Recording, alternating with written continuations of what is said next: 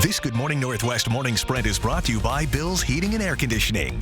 Time right now is 6:53. Time to get you ready to take on your Thursday in the morning sprint. Sydney Charles has the latest details on the bridge collapse in Baltimore. Allison Martinez is live sharing where you can watch the Zags play in tomorrow's NCAA tournament games. But first, let's get to Mark talking about some potential thunderstorms in the forecast for today.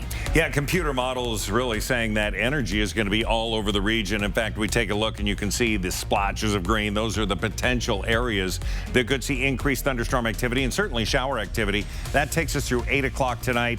Overnight and into Friday, we're going to see some pretty good sky conditions, but we do have wrapped around us in the higher elevations that opportunity, that chance for showers. 51 will be our high today with those variable clouds and scattered showers. We're learning more about allegations of racist acts targeting the University of Utah women's basketball team in downtown Coeur d'Alene. We now know police are interviewing players and staff about it. We also know investigators have received video surveillance from a local shop that may show the pickup truck players said followed them to the Coeur d'Alene resort. Now, this type of targeted harassment is not unfamiliar in the inland Northwest, which has a history of racial extremism. You can find our extensive coverage on this investigation into the racist attacks during the NCAA tournament right now on KXLY.com. In Pullman, a man's in jail accused of killing his wife. Police doing a welfare check Tuesday night found her with serious injuries. The department says she was assaulted and died at the scene. 3.5 hours later, officers arrested her estranged husband, 36-year-old Jacob Spray, for second-degree murder.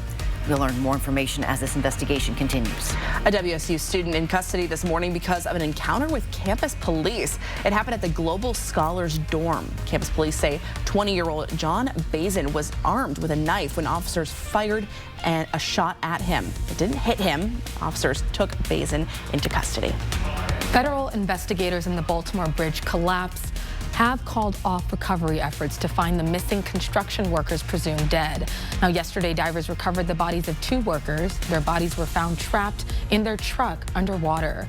And this morning, 4 are still missing. Authorities have now moved from recovery mode to a salvage operation. And today, the NTSB will be interviewing the 2 pilots of the cargo ship that crashed into that bridge. Former North Central High School coach Andre Irvin has been found not guilty in his sexual misconduct trial. He faced 1 count of viewing depictions of a minor, a count of sexual misconduct with a minor, and 2 counts of communicating with the minor for immoral purposes. Irvin was accused of these actions last spring when he was an instructor of a disciplinary class at North Central High School. In a statement, Spokane Public Schools says its Human Resources Department is moving forward with due process to address employee conduct. As of now, Irvin remains on leave. 60-year-old man from 9 Mile Falls has been sentenced to 20 years in prison for exploiting a child. According to court documents, Robert Wayne Hutton placed a hidden camera in a clock radio on a bathroom counter in order to film an underage victim nude.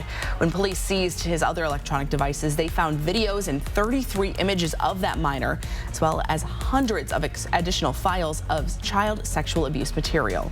Chased, bear sprayed, and robbed. That's what a couple says happened to them in downtown Spokane Tuesday night. This all began when a man says he was withdrawing money from an ATM and a group waiting nearby tried to cash in. The man withdrew $100 from that ATM on Howard and Spokane Falls Boulevard. A group chased him to his car where a woman was waiting inside. The group pried open the door, sprayed the couple with pepper spray, took the cash and ran. Police arrested 4 people for first-degree armed robbery. 18-year-old Jay Sean Farmer, 23-year-old Chase Wilson, 26-year-old Rashad Leitner, and a minor. The University of Idaho's volleyball coach is now on leave following months of accusations of abuse and bullying from his players.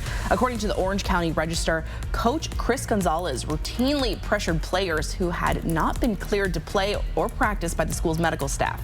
The report also says he would withhold pre-ordered food from the players after losses, body shamed them, and physically pushed players during practice. U of I says it expects the investigation to be finalized in the next coming weeks. It's almost game day. Tomorrow, the Gonzaga men's and women's teams will play in the Sweet 16, and there are plenty of spots around town to watch, including Jack and Dan's and Logan Tavern right by the campus. But there's other spots too, like the Swinging Doors, Brick West, and even the Garland Theater. For a full breakdown on watch parties, you can head over to our website, KXLY.com.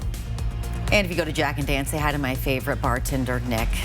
And you will hear from our sports team in Detroit for the rest of the week, following the Zags on the road to the championship. Watch Julian and Alex all day long.